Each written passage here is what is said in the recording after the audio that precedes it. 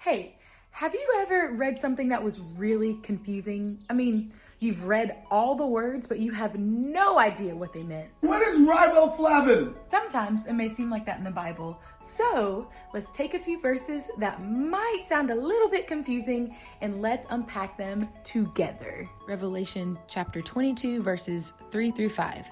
No longer will there be a curse upon anything, for the throne of God and of the Lamb will be there, and his servants will worship him.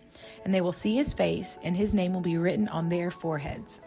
And there will be no night there, no need for lamps or sun, for the Lord God will shine on them, and they will reign forever and ever.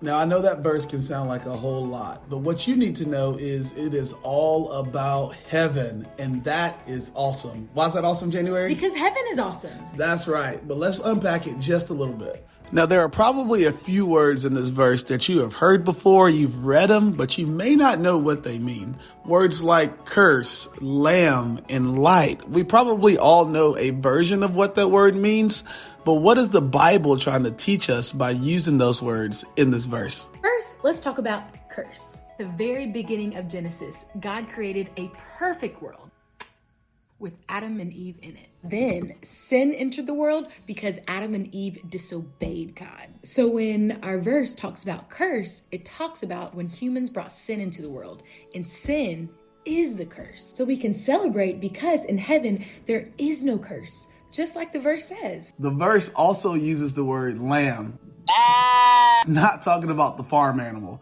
It's actually talking about Jesus. And Jesus sits at the right hand of the Father. So when we get to heaven, we get to see God face to face. We'll be worshiping him and serving him, and we will always be able to be identified as his children. Just like if I wrote something on my forehead for everybody to see. The last word is light. And this is all about God being light. The Bible actually calls believers children of the light.